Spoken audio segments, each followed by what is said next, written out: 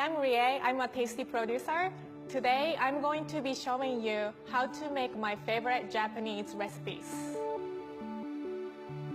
Omurice is one of my favorite food growing up. You might remember this from Eating a Feed episode where Andrew tried to make Chef Motokichi's recipe for omurice. This is a slightly different version of the recipe I modified to be easier and fun to make at home.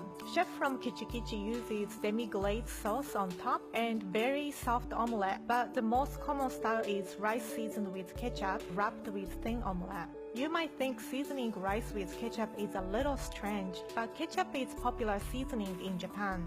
The most difficult part of making omurice is making the omelette. The inside of the omelette is almost like soft scrambled eggs. I wanted to make easier way of making this, and my coworker Hitomi suggested poaching egg in plastic wrap. This is one of the first video I made for Tasty Japan. I like making it this way because it's a little easier and lighter than making a larger complicated one like Chef Motokichi. I make omurice whenever I don't feel like making dinner or I cannot find anything in my refrigerator. It's one of my favorite Japanese dishes to eat. Some of you might recognize this dish from the Tasty Cook-Off video. It's not only my favorite, but it instantly becomes a favorite of whoever tries it. The frying temperature is important. I fry at 320 degrees to make sure the chicken wings are fully cooked. Then I take the wings out and raise the oil temperature to 350 to make it crispy on the outside. I've made it hundreds of times because my friends and coworkers always ask me to. The secret of the wings is the sauce. The easy way to remember is the ratio: 2 parts soy sauce, 1 part sugar, sake, and mirin. It's easy to adjust the amount whether you have to make a smaller or bigger batch. A big difference from American fried chicken is I coat them with potato starch instead of flour. It gives more crispiness to the wings. It was my first competition and I won. But some people said I made wings instead of fried chicken, so it doesn't count. But wings are also chicken, so technically it's a fried chicken. I still won.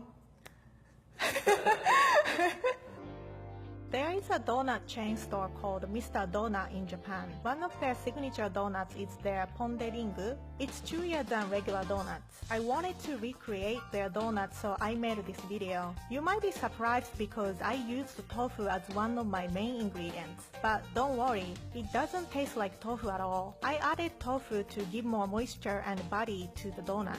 Ponderingu has this cute ring shape, so I shaped the dough into a small ball shape and stuck them together on top of the parchment paper. When you fry it, you can drop them into oil with the parchment paper. Parchment paper will separate naturally in the oil.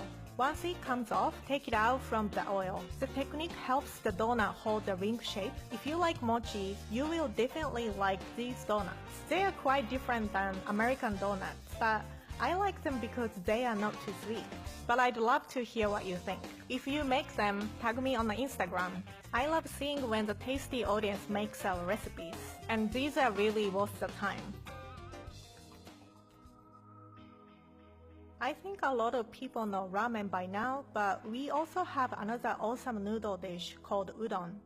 Udon is made with flour, water, and salt. It's thicker and more tender. It's usually served with warm soup or cold soy sauce-based dipping sauce. Since it's only made with such a simple ingredients, I remember we made udon from scratch at the summer camp. We put flour, water, and salt in a plastic bag and kneaded the dough by stepping on it. I don't think that at summer camp in the US they are making udon noodles and they are missing out. There are a variety of toppings, but my favorite is niku udon or kitsune udon. Niku means meat. Niku udon is usually served with thinly sliced cooked meat on top. Kitsune udon is served with deep-fried tofu skin called aburaage. Kitsune means fox. Because the guardian foxes of Shinto shrines are frequently brought offerings of fried tofu, it's thought that foxes enjoy fried tofu, which is where kitsune udon got its name from. In a video, we made a curry flavor version, which gives a nice spicy kick to it. Udon soup is different in the west and east side of Japan for a lot of reasons. Some say it's because the mineral content of the water, and people in Tokyo like a little stronger flavor. So if you buy instant udon noodle, they make different versions in the East and the West. It's a comfort food for me. I always crave it when the weather is colder or when I feel under the weather. I made this video for April Fools. Basically, you make small cream puffs and stuff a couple of them with wasabi. Cream puffs are not a Japanese dessert, but I see them everywhere in Japan, and they are one of my favorite desserts to eat and make. In Japanese, we call them shukrimu. The tip is when you heat up the flour and water mixture, you should mix them very well until it's shaped like a ball. My trick to adjusting the amount of eggs is when the dough falls in a triangle shape. It's good to go. The dough is called patashu, and if you fry them, you can make churros. I recently taught Ryan and Shane from Unsolved how to make patashu. Once you pipe the dough, don't forget to brush some water on the surface. Moisture helps choux pastry puff up in the oven. Whenever I make cream puffs, I wait in front of the oven and watch the pastries puff up, because I love watching the transformation in the oven. The second tip is when you are adding eggs, make sure to wait until the dough is cold enough to touch so the egg won't curdle or scramble when you are mixing them with the dough. Cream puff is my favorite dessert that my mom makes. Also, it's one of the first desserts I learned to bake. Cream puff in Japan is usually stuffed with custard cream, and it's so delicious. So when I made these, one of my unlucky coworkers ate the one with wasabi, which is a very spicy paste and not very good dessert. She didn't like it, but that's why I call them Russian roulette cream puffs.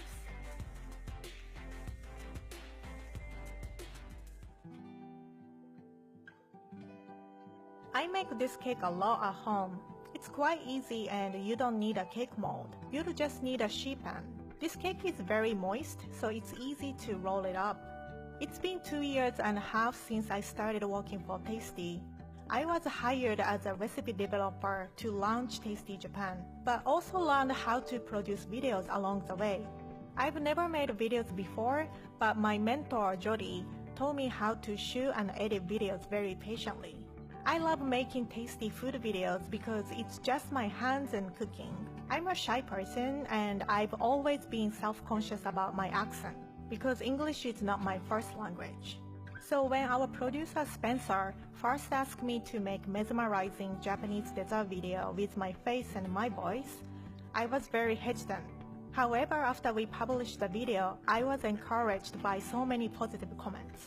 And it made me realize that your weaknesses can be your strengths because it makes you different from the others.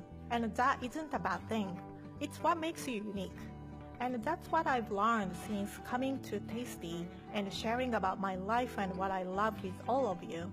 If you have passion to share what you love, there will always be audience for it. I'm really grateful for all of your support and kind words. Thank you so much for watching. Oh, yes!